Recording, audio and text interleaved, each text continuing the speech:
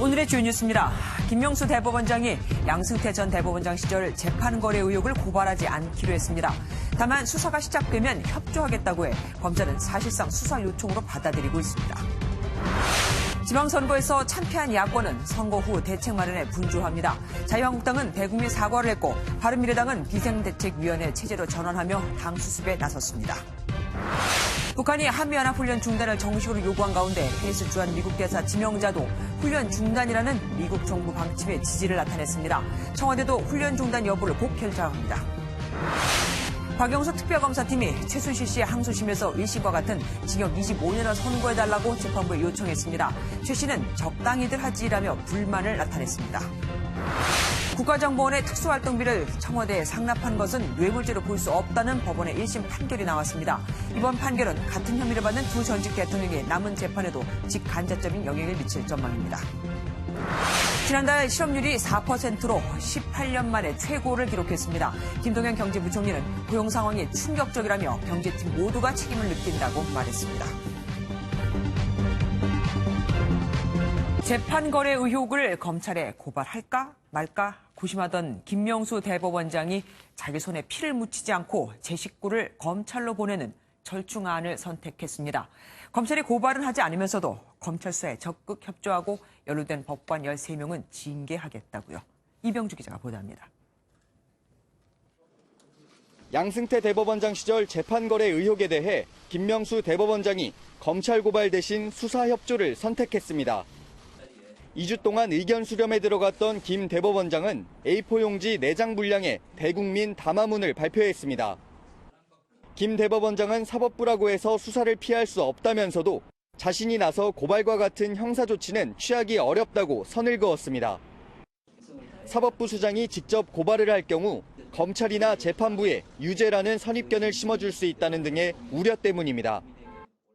그러면서 특별조사단이 확보한 모든 조사 자료를 보존하고 검찰 수사가 시작되면 적극 협조하겠다는 뜻을 밝혔습니다. 대법관과 부장판사에 이어 전국 법관 대표회의에서도 형사 조치에 대해 부정적이었던 입장이 반영된 것으로 보입니다. 재판의 책임을 최종적으로 맡고 있는 대법원장으로서 할 수 있는 마지막 고민의 결과라고 이해해 주시면 좋겠습니다.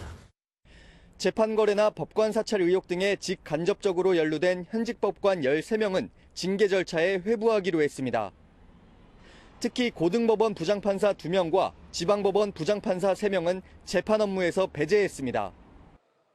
사법부 신을 가져온 사법행정제도에 대한 개혁이 필요하다는 목소리가 커지면서 김명수 대법원장의 사법개혁이 속도를 낼 전망입니다. MBN 뉴스 이병주입니다. 재판 거래 의혹과 관련한 고발장을 14건 받아들고도 법원의 발표를 기다리느라 수사 착수를 하지 못하고 있던 검찰은 김명수 대법원장의 발표를 사실상 수사 요청으로 보고 조만간 정식 수사에 착수할 예정입니다. 하지만 검찰이 수사를 해도 결국 그 수사에 대해 판결을 내리는 건 법원이죠. 때문에 수사에 대해 회의적인 시각이 많습니다. 김순철 기자가 보도합니다. 양승태 대법원장 시절 사법행정권 남용 의혹 등과 관련해 시민단체 등이 현재 검찰에 접수한 고발장은 모두 14건. 서울중앙지검은 공공형사수사부에 배당만 하고 그동안 김명수 대법원장의 입장을 기다려왔습니다. 담화문 직후 검찰 고위 관계자는 김 대법원장이 수사가 진행될 경우 대법원 특별조사단이 확보한 모든 조사 자료를 제공하겠다고 밝힌 만큼 요건은 갖춰졌다고 밝혔습니다. 이에 따라 조만간 정식 수사에 들어갈 예정이지만 내심 곤혹스러운 입장도 엿보입니다. 지금까지 공개된 문건만으로는 양 전 대법원장을 상대로 형법상 직권남용죄를 적용하기 어려운 데다 재판 거래나 인사 불이익 여부도 수사가 쉽지 않기 때문입니다. 또한 법원의 제19 감싸기로 영장 청구나 향후 재판에서 검찰이 난관을 겪을 가능성도 나옵니다. 서울중앙지검의 보고를 받고 협의해서 수사가 원만히 진행되고 진실이 밝혀지는 데 지도록 노력을 하겠습니다. 그동안 검찰 고발 등 형사 조치를 요구해왔던 일선 법관들은 직접적인 의견 표출은 자제하면서 지켜보는 분위기입니다. 이제 공은 검찰로 넘어왔습니다. 추가 물증을 얼마나 확보하는지에 따라 수사의 성패가 갈릴 것으로 보입니다. MBN 뉴스 김순철입니다. 문재인 대통령의 국정 지지도가 2주 전보다 4%포인트 더 상승해 80%에 육박하는 것으로 나타났습니다. 북미 정상회담과 6.13 지방선거가 끝난 직후인 어제 실시한 조사인데 대북 정책과 안보, 북한과의 대화 재개 등이 긍정적으로 작용했습니다. 특히 북미 정상회담에 대한 평가는 잘 됐다가 66%로 잘못됐다보다 6배나 높았습니다. 문 대통령의 인기에 힘입어 더불어민주당 지지율도 56%, 창당 이후 최고치를 기록했습니다. 이렇게 당 지지율도 높고 국회 주도권도 쥐었으니 여당은 하루라도 빨리 국회를 열고 싶을 텐데 문제는 옆집입니다. 협상 파트너인 야당이 초상집 같아서 전화 한 통 걸기도 미안한 상황이거든요. 전정희 기자가 보도합니다. 국회의원 재보선 압승으로 국회 주도권까지 진 더불어민주당. 홍영표 원내대표는 다음 주부터 하반기 국회 원구성 협상을 예고했습니다. 국회를 정상화시키는 원구성 협상과 이런 것들이 다음 주부터 본격화될 것으로 예상이 됩니다. 하지만 선거가 야권의 참패로 끝나면서 오히려 국회 정상화가 난항에 빠졌습니다. 협상 테이블에 앉아야 할 야당 지도부가 줄줄이 사퇴한 데다 내분 조짐마저 보이면서 협상 자체가 어려워진 상황이기 때문입니다. 최악의 경우 정기국회가 열리는 9월까지 개점 휴업 상태가 이어질 수 있다는 우려도 나오고 있습니다. 현재 국회는 지난달 29일 정세균 국회의장이 임기를 마치면서 2주 넘게 입법부 수장 공백 사태가 지속되고 있는 상황. 후임 국회의장은 물론 16개 상임위원회 위원장 배정 등 후반기 원구성 작업이 멈춰 있는 상태입니다. 국회의장 공백 장기화에 대한 우려가 큰 만큼 의장단을 먼저 선출한 다음 상임위 배분 협상을 진행할 것이라는 전망도 나오고 있습니다. MBN 뉴스 전정인입니다. 자유한국당은 비상의원 총회를 열고 무릎을 꿇으며 대국민 사과를 했습니다. 그런데 자유한국당은 2년 전에도, 작년에도 잘못했다고 사과를 했었죠. 어쨌든 당을 수습하기 위해 초선 의원 일부가 책임 있는 중진들은 아예 정계를 은퇴하라고 주장하고 나섰는데 당이 이렇게 되기 전에 진작 좀 나서지라는 비난도 있습니다. 최형규 기자입니다. 자유한국당 의원들이 검은색 재킷과 흰색 셔츠를 입고 나온 뒤 무릎을 꿇습니다. 한국당은 선거 참패에 대해 반성하고 국민께 사죄한다는 대국민 사과를 발표했습니다. 국민 여러분, 저희들이 잘못했습니다. 다시 한번 사죄드립니다. 국민들의 성난 민심, 분노와 채찍질, 저희들 달게 받아들이겠습니다. 지난 총선 때 당대표였던 김무성 의원도 책임감을 느끼고 다음 총선 불출마를 선언했습니다. 하지만 당장 뚜렷한 해결책을 마련하기는 쉽지 않아 보입니다. 비상대책위원회 전환과 전당대회 개최 시점을 두고 이견이 나오고 있어 당 수습 방안을 두고 당분간 내홍이 예상됩니다. 당의 초선 의원들도 일부 중진 의원들의 정계 은퇴를 주장하며 비판의 날을 세웠습니다. 지난 10년 보수 정치의 실패에 책임이 있는 중진은 정계 은퇴를 하고, 이에 대해 김성태 당대표 권한대행은 내부 갈등을 벌이면 국민이 완전히 외면할 것이라며 중재에 나섰지만 수습 방안을 두고 논쟁이 이어지고 있어 당내 갈등도 한동안 계속될 것으로 보입니다. MBN 뉴스 최영규입니다. 이번 지방선거를 거치고 나서 차기 대권 후보에도 지각 변동이 일고 있습니다. 선거에서 압승한 여권은 대선 주자군이 두꺼워졌지만 패배한 야권은 인물난을 겪게 됐거든요. 김종민 기자가 보도합니다.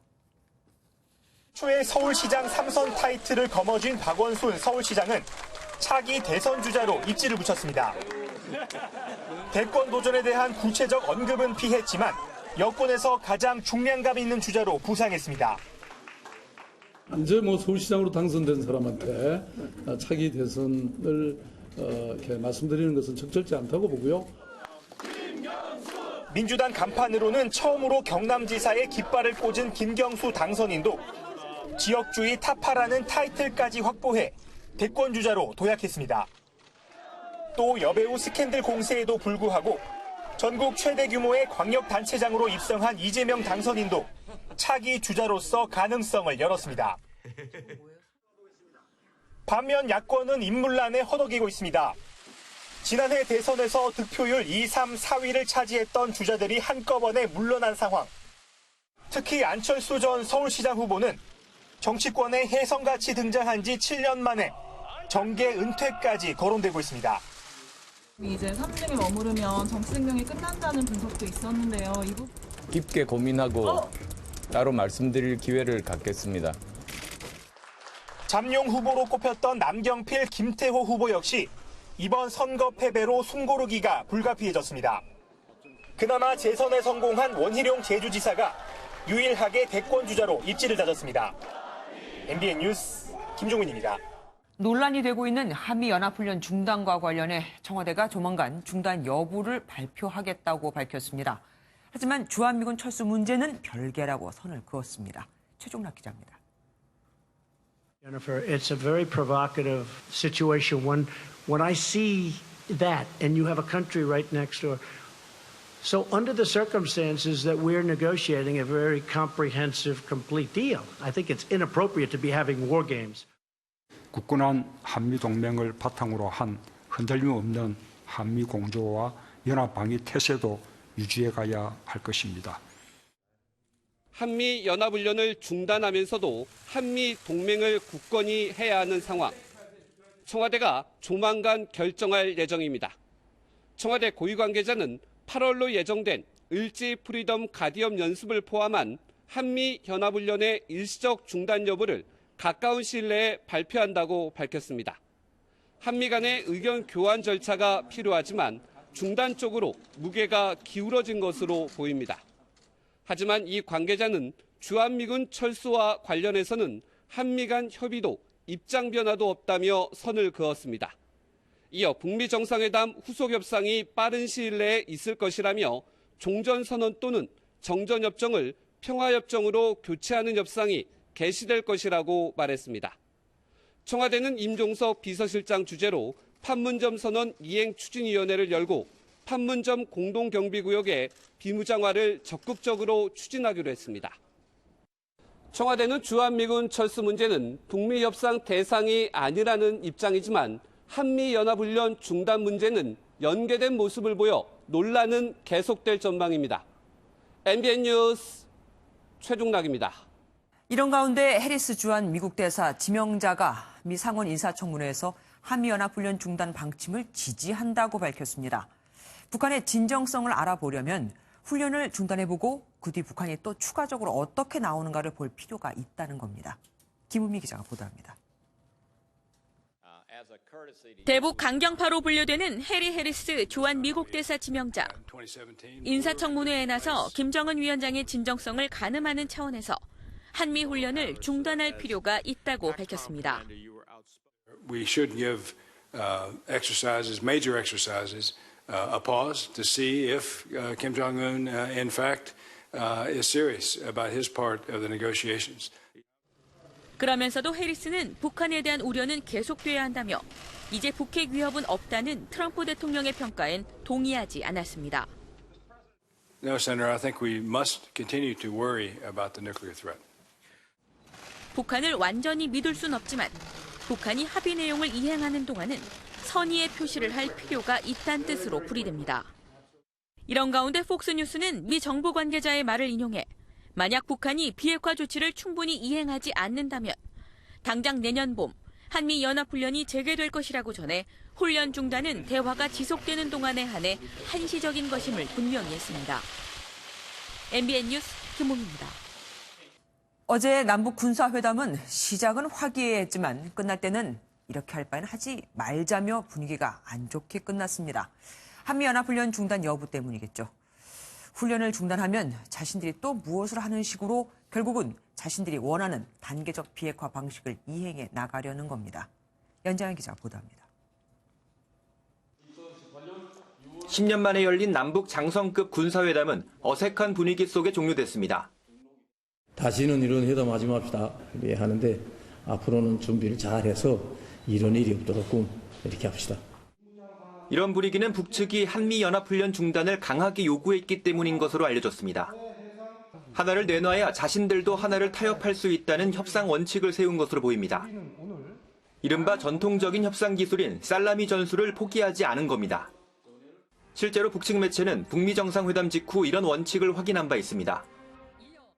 미국 측이 조미 관계 개선을 위한 진정한 신뢰 구축 조치를 취해 나간다면 우리도 그에 상응하게 계속 다음 단계의 추가적인 선의의 조치들을 취해 나갈 수 있다는. 당장 약속한 미사일 엔진 시험장 완전 파괴도 한국과 미국이 연합훈련 중단을 발표하면 1대1 교환 방식으로 진행할 것으로 보입니다. 오는 18일 남북 체육회담과 22일 적십자 회담에서도 1대1 교환 방식의 협상이 진행될 가능성이 커 보입니다. MBN 뉴스 연장현입니다. 트럼프 미 대통령이 한미연합훈련을 중단할 거라면서 비용 문제를 언급했죠. 도대체 얼마나 들길래 그러는 걸까요? 김희경 기자가 알아봤습니다. We will be stopping the war games, which will save us a tremendous amount of money. Plus, I think it's very provocative. 엄청나게 든다는 훈련 비용은 군사기밀이어서 정확히 공개되진 않지만 연간 대략 700억에서 800억 원가량으로 추정됩니다. 한미 양국이 각각 자국 병력과 장비에 드는 비용을 내는데 우리 군이 연간 100억 원 미만, 미군이 600에서 700억 원가량을 내는 걸로 알려지고 있습니다. 이 중 인건비를 제외한 80% 가까이가 전략무기 운용비로 트럼프 대통령이 비싸다고 언급한 부분입니다. 특히 핵추진 항공모함 한 번 출동에 무려 100억 원, B-2 폭격기 한 차례 출격에 60억 원, B-1B나 B-52 출격에는 20억에서 30억 원이 듭니다. 중단되는 한미연합훈련은 일단 북한이 가장 위협적으로 여기는 이런 전략자산이 대거 출동하는 대규모 훈련만 해당될 것으로 관측됩니다. 전략자산이 들어온다고 하는 것은 북한과의 전면전을 대비한 전쟁 훈련이기 때문에 북한이 부담스러워하고 협상을 계속하기가 힘들다는 겁니다. 이런 가운데 트럼프 대통령의 훈련 비용 발언은 연합훈련이 다시 재개되더라도 전략자산 전개 비용 일부를 한국에 떠넘기거나 전개 규모를 줄이려는 포석이 담긴 것이라는 해석도 나옵니다. MBN 뉴스 김희경입니다. 지금 분위기대로라면 당장 8월 을지프리엄 가디언 훈련부터 중단이 될 것으로 보이죠. 전문가들 사이에선 비핵화 단계를 밟아가기 위해 불가피한 일이다. 아니, 결국에는 한미 동맹마저 악화될 것이다 라며 의견이 엇갈리고 있습니다. 주진희 기자입니다. 한미연합훈련 중단은 북한의 핵무기 포기를 위해 우리와 미국이 북한에게 먼저 줄 수 있는 카드라는 평가가 우선 있습니다.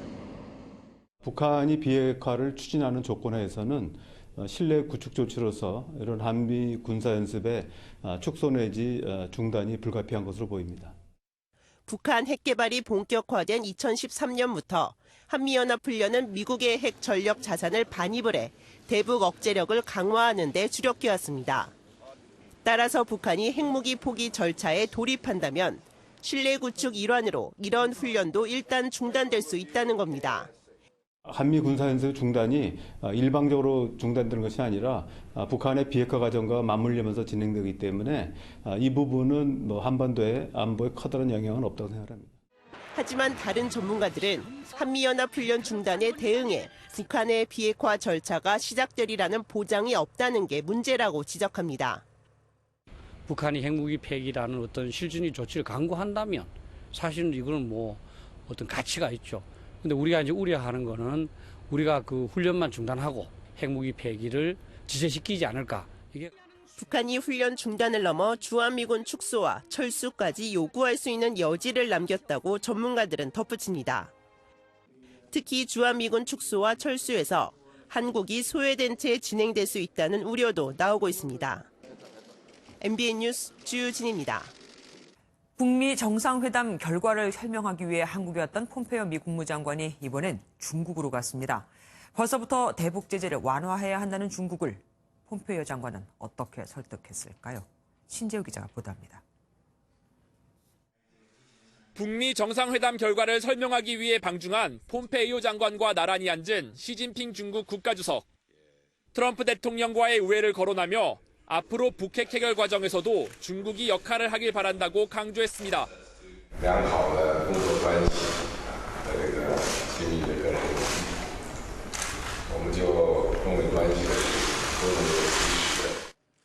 이에 앞서 왕이 외교부장과 만난 폼페이오 장관은 대북 제재 완화 문제에 대해 다시 한번 선을 그었습니다. 북한의 비핵화가 달성되지 않을 위험이 여전하다며 완전한 비핵화 이후에야 제재 해제가 이뤄져야 한다는데 중국도 동의했다고 말했습니다.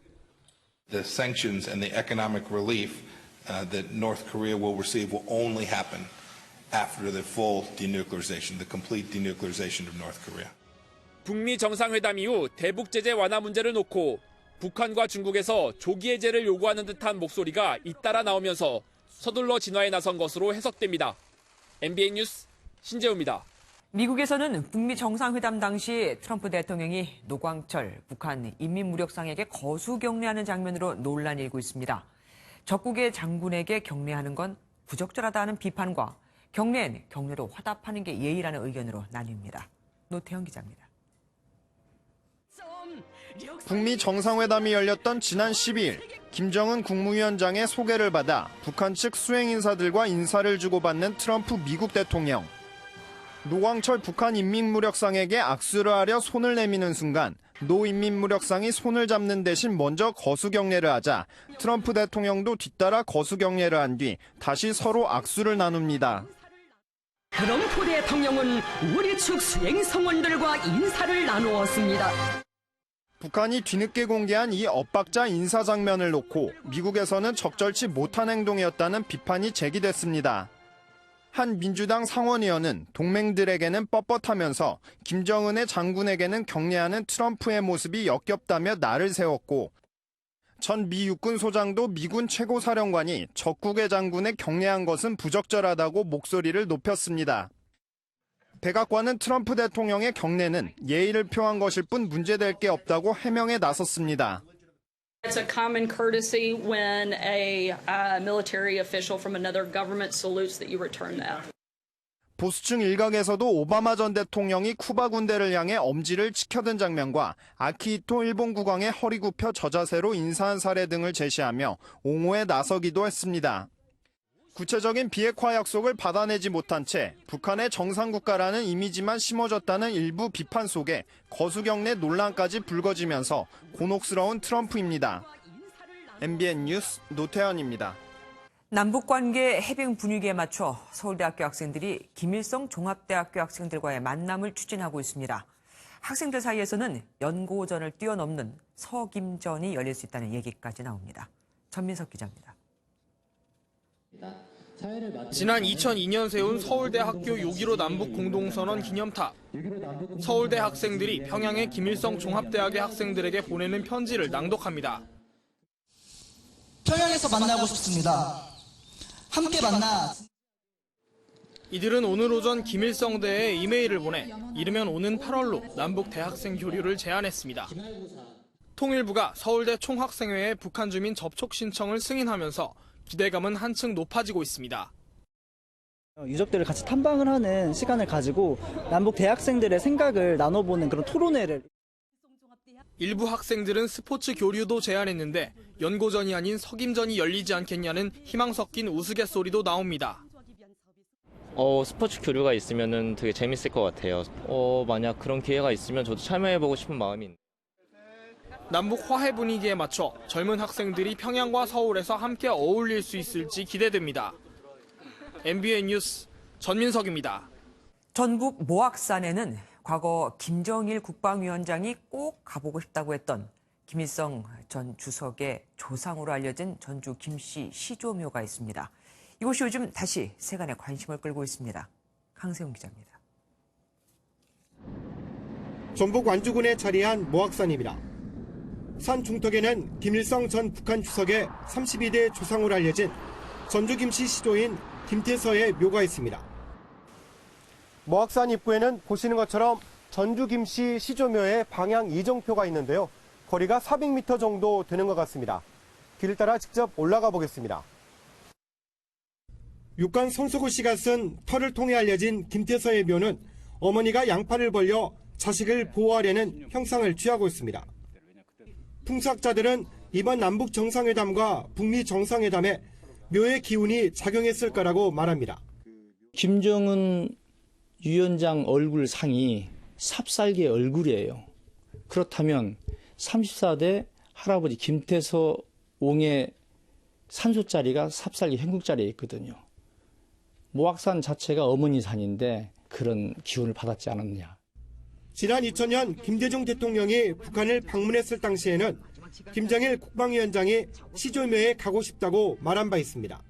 핵 폐기 얘기가 나오고 또 폐기가 되고 또 종전이 된다면은 뭐 더 이상 좋은 일이 없겠죠. 한반도의 평화 무드가 무르익으면 김정은 국무위원장이 묘소를 참배할 날이 올지 세간의 관심을 끌고 있습니다. MBN 뉴스 강세훈입니다. 문재인 대통령이 검경 수사권 조정을 앞두고 삿바 싸움이 치열한 문무일 검찰총장과 이철성 경찰총장을 불러 오찬을 함께했습니다. 앞서 문 대통령은 문무일 총장의 요청으로 30분 독대까지 했는데 문 대통령은 오히려 더 단호했다고 합니다. 송지원 기자입니다. 30분 독대는 문재인 대통령의 검경 수사권 조정 의지를 재확인하는 자리였습니다. 여기서 문무일 검찰총장은 발표가 임박한 검경 수사권 조정안에 대한 내부의 우려를 솔직하게 피력했습니다. 경찰에 더 많은 수사 권한을 부여하는 조정안의 수정 여지를 마지막으로 타진한 겁니다. 하지만 문 대통령은 단호했습니다. 문 대통령은 경찰은 수사에서 더 많은 자율성을 부여받고 검찰은 사후에 보충적으로 경찰 수사를 통제해야 한다고 강조했습니다. 바로 이어진 오찬은 문무일 검찰총장과 이철성 경찰총장, 박상기 법무부 장관, 김부겸 행정안전부 장관 등이 함께했습니다. 검경 수사권 조정안 발표를 앞두고 관련 기관 수장들을 격려하는 자리로 문 대통령은 어떤 결정이 나오든 조직에서 불만이 있을 수밖에 없다며 구성원들을 잘 설득해달라고 당부했습니다. 검찰과 경찰의 개별 지시도 했습니다. 경찰에는 수사권 조정과 함께 자치경찰제 전환 추진을, 검찰에는 피의자, 피고인, 피해자 모두의 인권 보호를 위해 대검찰청에 가칭 인권옹호부 신설을 지시했습니다. 문 대통령은 다만 자치경찰제는 법 마련이 우선해야 하는 만큼 추진 시기는 국회의 선택을 존중하라고 말했습니다. MBN 뉴스 송정입니다. 박영수 특별검사팀이 비선 실세 최순실 씨의 국정농단 2심에서 또다시 징역 25년을 구형했습니다. 최순실 씨는 법정에서 여전히 그녀답게 검사석을 향해 한마디 던졌습니다. 이혁훈 기자입니다. 옅은 청회색 재킷을 입은 최순실 씨가 호송 차량에서 내려 법정으로 향합니다. 취재진을 향해 인사를 하는 여유까지 보였지만 법정 안에선 불맛 어린 감정을 드러냈습니다. 국정농단 사건을 맡고 있는 박영수 특별검사팀은 2심에서도 최 씨에게 징역 25년을 구형했습니다. 특검은 최 씨가 박근혜 전 대통령과 함께 삼성 등 대기업에서 거액의 뇌물을 받은 정경 유착 사건이라고 지적했습니다. 특검은 지난해 12월 1심 재판에서도 최 씨에게 징역 25년을 구형했지만 징역 20년이 선고됐고 최 씨는 이에 불복해 2심을 요청했습니다. 특검이 자신의 혐의에 대해 오랜 시간 의견을 밝히자 최 씨는 재판을 잠시 멈춰달라고 요청했습니다. 이어 법정을 빠져나가면서 검사석을 향해 적당히들 하지라며 불편한 심경을 드러냈습니다. 자신에게 적당히 하라는 최순실 씨에게 2심 재판부는 모든 자료를 종합적으로 검토해 최종 판단을 내릴 예정입니다. MBN 뉴스 이혁근입니다. 박근혜 전 대통령이 국가정보원의 특수활동비를 지원받아 쓴 것은 뇌물이 아니라는 법원의 첫 판단이 나왔습니다. 원래 1억 원 이상이니 뇌물죄였다면 형이 더 늘었을 텐데 이 덕분에 형이 대폭 줄었습니다. 또한 같은 혐의를 받는 두 전직 대통령도 유리하게 됐고요. 김도영 기자입니다. 국정원 자금이 청와대에 지원된 문제로 인해서 국민 여러분들께 실망과 심려를 끼쳐드린 데 대해서 대단히 송구스럽게 생각을 합니다. 36억 원대 국정원 특수활동비를 빼돌린 혐의로 재판에 넘겨진 박근혜 정부 국정원장 3명이 1심에서 전원 실형을 선고받았습니다. 서울중앙지방법원은 남재준 전 국정원장에게 징역 3년을, 이병기, 이병호 전 원장은 징역 3년 6월을 선고했습니다. 재판부는 국정원장의 특활비 유용에 대해 뇌물죄가 아닌 국고손실죄에 해당한다고 판단했습니다. 재판부는 특활비를 원래 목적대로 사용하지 않은 건 위법하지만 직무 관련 대가로 건넨 뇌물이라 보기는 어렵다고 밝혔습니다. 뇌물죄가 인정됐다면 징역 5년 이상이 선고될 가능성이 컸지만 재판부는 검찰의 구형보다 훨씬 가벼운 처벌을 내렸습니다. 검찰은 즉각 반발했습니다. 검찰 관계자는 자금원이 나랏돈이라고 뇌물이란 본질이 바뀌는 건 아니라며 법원 논리가 비합리적이라고 지적했습니다. 이번 판결은 앞으로 있을 박근혜 전 대통령의 특활비 재판에도 영향을 미칠 것으로 보입니다. 7억 원대 특활비 수수 혐의가 적용된 이명박 전 대통령의 재판에도 이번 판결이 상당한 영향을 줄 것이란 전망이 나오고 있습니다. MBN 뉴스 김도형입니다. 자신의 여비서 김지은 씨를 성폭행한 혐의로 기소된 안희정 전 충남지사의 첫 재판에서 검찰은 안 전 지사가 여비서에게 문자 메시지로 심부름을 시켜 불러낸 뒤에 성폭행을 했다고 주장했습니다. 이현재 기자가 보도합니다. 성폭행 폭로 102일 만에 안희정 전 충남지사의 재판이 열렸습니다. 검찰과 김지은 씨 변호인들은 김 씨가 안희정 전 지사의 지시를 거역할 수 없었다는 점을 강조했습니다. 안 전 지사가 하루에도 수십 번씩 문자 메시지 등을 통해 각종 지시를 내렸고 김 씨는 무조건 따라야 하는 관계에서 벌어진 전형적인 권력형 성범죄였다는 겁니다. 검찰 공소장에 따르면 안 전 지사는 4차례의 성폭행을 시도할 때마다 맥주, 담배와 같은 짧은 문자 메시지로 심부름을 시켜 김 씨를 자신이 있는 곳으로 오게 했습니다. 성폭행을 당할 때 김 씨는 이러시면 안 된다는 말 외엔 아무런 거절의 표현도 할 수 없었다는 내용도 포함됐습니다. 반면 안 전 지사 측은 강압적인 행동이 없었다는 점을 거듭 주장했습니다. 관계에 강압은 없었다는 입장은 아직까지 변화 없으신가요? 네, 기본적으로 처음부터의 입장이었고 지금도 그대로 유지하고 있습니다. 재판부는 다음 달 2일부터 안 전 지사와 김 씨 등 사건 당사자와 증인들을 법정에 불러 재판을 진행할 방침입니다. 김 씨와 안 전 지사 측은 유무죄 판단의 핵심이 될 성폭행 강제성 여부를 놓고 치열한 법정 공방을 벌일 것으로 보입니다. MBN 뉴스 이현재입니다. 주택가에 내리막길을 달리던 25톤 덤프트럭이 4층짜리 다가구 주택을 덮쳤습니다. 길에 사람이라도 있었다면 엄청난 인명피해가 날 뻔했습니다. 안진호 기자입니다. 건물 주차장으로 차 한 대가 들어옵니다. 조수석에서 한 여성이 내리는 순간 대형 덤퍼트럭이 스치듯 돌진합니다. 뿌연 연기에 휩싸인 덤퍼트럭은 무언가를 들이받고서야 멈춥니다. 내리막길을 달리던 25톤 덤퍼트럭이 마주오던 차량 2대를 들이받고서도 멈추지 못하고 300여 미터를 질주하다 4층짜리 빌라를 덮쳤습니다. 덤퍼트럭이 빌라를 들이받으면서 빌라 1층과 2층은 마치 폭탄을 맞은 듯 아수라장으로 변했습니다. 빌라 출입문과 주택 창문은 심하게 부서졌고 집안도 쑥대밭이 됐습니다. 빌라 1층과 2층 등 4가구가 파손됐습니다. 가까스로 화를 매는 주민은 놀란 가슴을 쓸어내립니다. 밖을 쳐다보고 있는데 그런데 우리 집 쪽으로 향해서 돌진을 하고 있는 거예요. 바로 북쪽으로 도망을 갔죠. 천둥 같은 소리와 함께 베란다와 유리가 산상 쪼가리가 다 나. 덤프트럭 운전자가 다쳐 인근병원으로 옮겨졌고 다행히 큰 인명피해는 없었습니다. 경찰은 제동장치 이상을 의심하고 있습니다. 비슷한 시각 경기도 평택에서도 25톤 화물차가 정체 구간에서 속도를 줄이지 못해 핸들을 꺾어 주택을 덮쳤습니다. 다행히 인명피해는 없었습니다. MBN 뉴스 안진우입니다. 경기도 성남시의 옛 한국가스공사 건물이 기둥을 무너뜨리는 방법으로 발파 해체됐습니다. 8층짜리 건물이 무너지는 데 걸린 시간은 단 5초였습니다. 이재호 기자가 다녀왔습니다. 발파를 날리는 축포가 터지고 곧이어 굉음과 함께 8층 건물이 순식간에 무너져 내립니다. 먼지 구름이 하늘 높이 피어오르고 무너진 건물 더미 위로 쉴 새 없이 물이 뿌려집니다. 경기도 성남의 옛 한국가스공사 사옥이 5초 만에 사라졌습니다. 폭파 작업에는 산업용 폭약 70kg과 뇌간 800개가 사용됐습니다.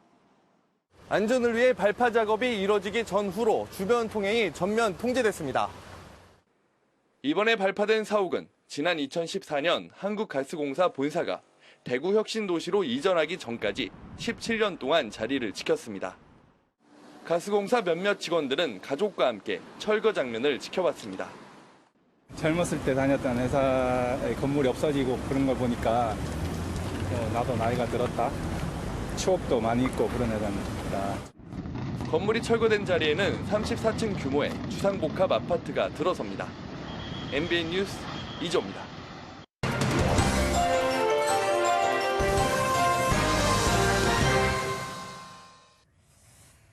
지난달 119 구급차에 실려 서울 소재 한 대학병원에 입원한 환자.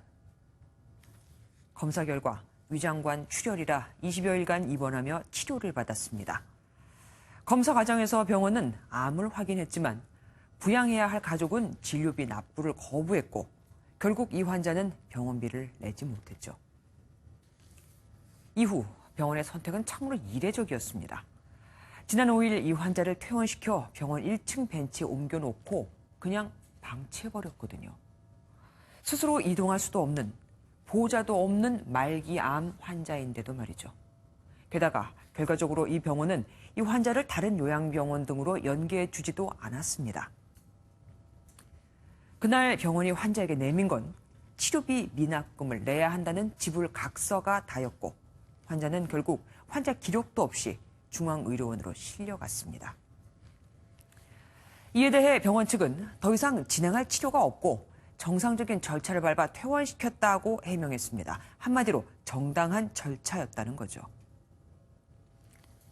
물론 민간 병원이기 때문에 병원비를 전혀 내지 못하는 환자를 영원히 책임지라고 강요할 수는 없습니다. 하지만 그 이전에 환자의 생명을 살리고 돌봐야 하는 게 병원의 진짜 역할이자 의무라는 걸 그들은 설마 몰랐던 걸까요? 아무리 갈 곳이 또 지불 능력이 없어도 거동도 할 수 없는 만큼 아픈 환자를 벤치에 두고 떠나서는 안 되는 거죠. 환자는 그 어떠한 이유로도 차별받지 않고 평등한 의료를 받을 권리가 있다. 모든 의사들이 배운다는 환자 권리 선언에 들어있는 내용입니다. 히포크라테스 선서마저 무색해지는 이 병원에 대해 보건당국이 조사를 하고 있다니 앞으로의 조사 과정과 결과를 지켜봐야겠지만 무엇보다 중요한 건 다시는 이런 일이 발생하지 않도록 재발 방지 시스템을 갖추는 겁니다. 누구의 삶이든지 존중되어야 할 가치는 있기 때문입니다. 가난하다고 예외가 될 수는 없는 일입니다. 뉴스 초점이었습니다. 요즘 참 별의별 사이트가 다 있습니다. 최근 미투 운동이 활발해지면서 온라인에 성범죄 상담 사이트도 늘었는데 성추행, 성폭행을 하고 어떻게 처벌을 피할 수 있는지 그 방법을 알려주는 곳도 있습니다. 홍주환 기자가 들어가 봤습니다. 성범죄로 고소당한 남성들을 상담해준다는 한 인터넷 사이트입니다.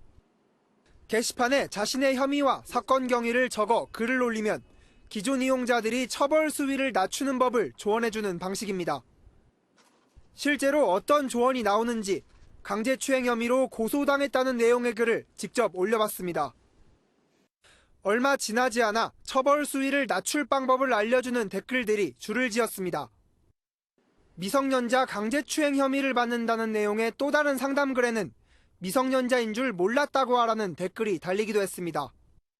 올해 초 미투 운동이 시작된 이후 이러한 성범죄 상담 사이트들이 활성화되고 있는데 한 사이트에는 최근 5달 사이 400건이 넘는 상담글이 올라왔습니다. 처벌수위를 낮추고자 노력하는 거고, 억울하다 그러면 그 억울함을 풀어야 된다. 저희는 그런 취지니까. 일부 사이트는 성범죄 전문 변호사가 운영하는데 오히려 성범죄를 부추길 수 있다는 우려가 나오고 있습니다. 성범죄는 저지르지 말아야 되는 것이 아니라 이제는 저질러도 형량을 낮추거나 피해갈 수 있는 것 정도, 그래서 별것 아닌 것이라고 하는 인식을 확산시킵니다. 사이트에 가입만 하면 이용자들이 올린 상담글을 볼 수 있어 자칫 피해자 신상이 노출되는 2차 가해의 가능성이 있다는 지적도 나옵니다. MBN 뉴스 홍주환입니다. 지난주 경북 포항의 한 약국에서 흉기 난동으로 다쳤던 약국 종업원이 결국 숨졌습니다. 지금까지 살인 미수 혐의를 받던 피의자, 이젠 살인 혐의를 적용받게 됐습니다. 박상호 기자입니다. 한 남성이 약국 안으로 들어와 느닷없이 흉기를 휘두릅니다. 저항도 못한 채 흉기에 찔린 직원이 밖으로 도망치자 이번에는 약사에게 다가가 일을 벌입니다. 유유히 현장을 떠났던 40대 정모 씨는 사건 발생 5시간 만에 붙잡혔습니다. 흉기에 찔렸던 약국 직원이 오늘 오전 끝내 숨을 거뒀습니다. 앞선 경찰 조사에서 정 씨는 해당 약국의 약사가 몇 년 전 자신에게 욕을 해 범행을 저질렀다고 진술했습니다. 하지만 피해자와는 일면식도 없는 사이였습니다. 정 씨는 정신과 치료를 받아온 사실이 확인됐습니다. 이 사람이 망상 증상이 있어가지고 계속 치료를 받고 이렇게 했는데 그런 걸 안 하니까 병이 도저히 뭐. 살인 미수 혐의로 구속 송치된 정 씨는 검찰 조사 단계에서 살인 혐의가 적용될 것으로 보입니다. MBN 뉴스 박상호입니다. 숫자로 보는 오늘의 뉴스입니다. 석 달 동안 10만 명대에 머물던 취업자 증가폭이 급기야는 10만 명 밑으로 추락했습니다. 지난달 7만 명대가 됐거든요. 10만 명 밑으로 떨어진 건 8년 4개월 만. 실업률도 4%로 5월 기준으로 18년 만에 가장 높았고 청년 실업률은 10.5%까지 치솟았습니다. 문재인 정부의 제1가치가 일자리인데 이 정도면 고용 쇼크라 할 만하죠. 정부가 긴급 현안 간담회까지 열었지만 뾰족한 대책은 없었습니다. 김경기 기자가 다녀왔습니다. 대형 건설사에 다니다 지난해 말 퇴사한 50대 이모 씨. 플랜트 설계 업무만 25년을 한 전문가지만 건설 경기 악화로 7개월째 일자리를 구하지 못하고 있습니다. 작년에는 구직 확률이 20%라고 보면 지금 현재는 구직 확률이 0%라고 볼 수 있습니다. 실제 50살부터 64살 사이에 지난달 실업자 수는 24만 명으로 1년 전보다 20% 가까이 급증했습니다. 조선 자동차 산업에 이어 건설 경기마저 위축되자 장년층 일자리가 줄어든 겁니다. 여기에 최저임금까지 인상되면서 아르바이트 등 청년층이 많이 구하는 임시 일용직도 계속 줄고 있습니다. 확실히 자리가 있어도 만족스럽지 않다는 얘기가 좀 예전에 비해서는 좀 어렵다는 얘기는 좀 확인이 살아서. 정부는 부랴부랴 취약산업과 계층에 대한 맞춤형 지원을 강화하겠다고 밝혔지만 구체적인 해법은 내놓지 못하고 있습니다. 5월 고용 동향 내용은 매우 충격적입니다. 저를 포함한 경제팀 모두가 무거운 책임을 느낍니다. 게다가 미국발 금리 인상과 신흥국 위기 등 대외 여건마저 녹록치 않은 상황이어서 고용시장 한파는 한동안 계속될 전망입니다. MBN 뉴스 김경입니다. 한국수력원자력이 아직 운영허가 기간이 남은 월성원전 1호기를 조기에 폐쇄하기로 했습니다. 문재인 정부 탈원전 정책에 쐐기를 박는 모양새인데 반발이 거셉니다. 운영 기간을 늘릴 줄 알고 이미 투입한 돈이 너무 많거든요. 신동규 기자입니다.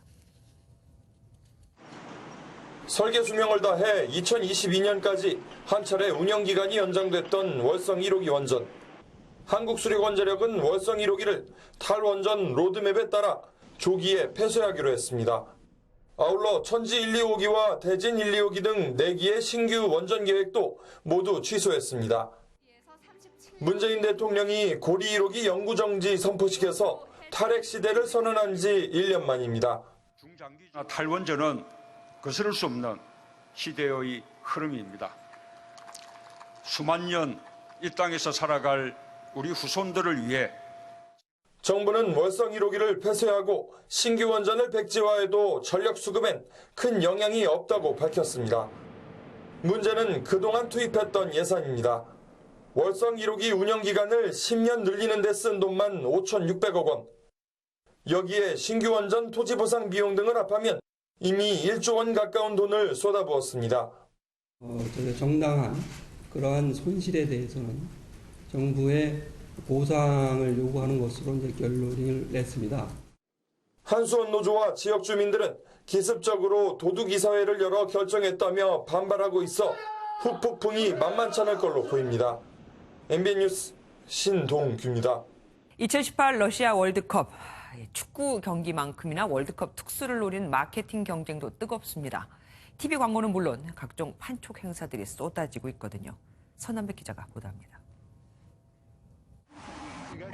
한 소녀가 자동차 사고를 당할 아찔한 상황. 이때 마룬5의 공연이 시작되면서 소녀는 사고를 피합니다. 월드컵 경기장 주차장에서 일어난 일을 배경으로 만든 한 자동차 회사의 TV 광고입니다. 이번엔 맥주 광고입니다. 험난한 대진표를 받은 대한민국 팀을 응원하는 문구가 눈에 띕니다. 이길 수 없는 상대는 없습니다. 공식 후원사들이 월드컵 특수를 노리고 만든 광고들입니다. 월드컵 시즌에 흔히 발생될 수 있는 사고 위험을 현대자동차의 스마트한 기술로 사전 예방해 주어 편안하고 즐겁게 월드컵을 즐기자는 메시지를 전달하고자 했습니다. 외식업계도 월드컵 맞이에 한창입니다. 특히 우리 팀 첫 경기인 18일 스웨덴전은 밤 9시로 치킨업계는 주문량 폭주를 기대하고 있습니다. 여기에 맞춰 스코어 맞추기 행사 등 각종 이벤트를 선보일 예정입니다. 전 세계적인 스포츠 축제를 치킨과 함께 즐기려는 고객분들이 많이 있습니다. 그분들에게 감사의 의미와 즐거움을 더해주고자 월드컵 기간 전 세계 맥주를 더 싸게 살 수 있는 판촉 행사가 열리는 곳도 있습니다. 전 세계인의 축제 러시아 월드컵에 막이 오른 가운데 월드컵 특수를 겨냥한 마케팅 경쟁도 뜨거워지고 있습니다. MBN 뉴스 선남배입니다. 은행들의 주택담보대출 금리가 다음 주부터 또 오릅니다. 은행연합회는 가계대출 금리의 기준이 되는 코픽스가 잔액 기준으로 전달보다 0.03%포인트 오른 1.83%를 기록해 9개월째 상승세를 나타냈다고 공시했습니다. 안녕하십니까. 스포츠 뉴스입니다. 축구대표팀의 러시아 월드컵 첫 경기인 스웨덴전이 사흘 앞으로 다가왔습니다. 우리 선수들의 부담감이 상당할 텐데 꼭 이겨냈으면 좋겠습니다. 러시아 상트페테르부르크에서 전광열 기자입니다. 4년 전 브라질 월드컵은 출전했던 선수들에게 악몽으로 남았습니다. 비참했던 기분을 다시 느끼고 싶지 않은 게 기성용, 손흥민, 구자철 등 브라질 악몽을 겪은 선수들의 공통된 생각입니다. 이번엔 다른 결과를 내야 한다며 각오를 다지는 게 당연합니다. 다만 이게 지나치다 보면 선수나 팀 모두에 부정적인 영향을 줄 수 있다는 게 문제입니다. 그러니까 걱정을 이제 선수가 해야 될 게 있고 이제 지도자가 해야 될 게 이게 뭐 나눠져 있다고 생각을 하는데 좀 더 선수가 갖고 있는 그런 걱정만 좀 했으면 좋겠어요. 너무 선수들 역시 잘해야 한다는 부담감이 오히려 경기력에 악영향을 줄 수 있다고 생각해 스웨덴전을 앞두고 마음을 비우고 있습니다. 최대한 걱정들은 좀 뒤로 하고 좀 긍정적인 생각을 많이 이제 앞으로 가지면서 경기장에 나가야 될 것 같고. 최상의 경기력을 위해선 몸과 마음 모두 가벼워야 합니다. 실수를 반복하지 말아야 한다는 중압감이 스웨덴전을 망치는 독이 될 수 있습니다. 러시아 상트페테르부르크에서 MBN 뉴스 전광열입니다. 오늘 전국이 맑은 가운데 미세먼지도 보통 수준을 보이며 쾌청한 하늘을 드러냈습니다. 주말인 내일도 서쪽 지역은 더위가 계속되는 가운데 동쪽은 상대적으로 선선한 날씨가 이어지겠습니다. 내일 서울의 한낮 기온은 28도, 광주는 29도까지 오르겠고 동풍의 영향으로 강릉은 20도 안팎에 머물겠습니다. 내일 아침 강원 영동에서는 안개가 매우 짙게 끼면서 시야 확보에 어려움을 겪겠습니다. 이른 아침 운전하실 때에는 유의하셔야겠고요. 내일 남해안을 따라서는 바람이 매우 강하게 불 것으로 보입니다. 오늘 밤까지 전남 내륙에서는 강한 소나기 구름이 만들어지면서 천둥, 번개를 동반하겠습니다.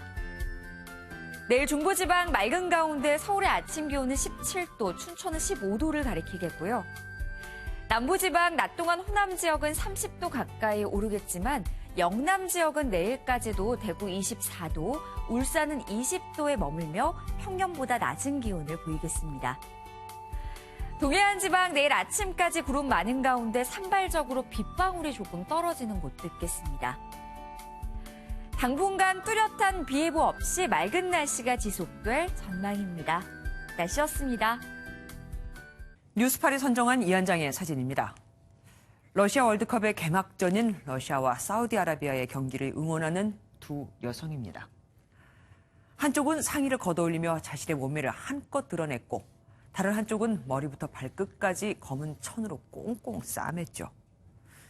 문화와 종교의 차이로 표출하는 방법은 다르지만 축구에 열광하고 자국을 응원하는 마음만큼은 똑같을 겁니다. 뉴스팔 여기서 마치겠습니다. 함께해 주신 여러분 고맙습니다.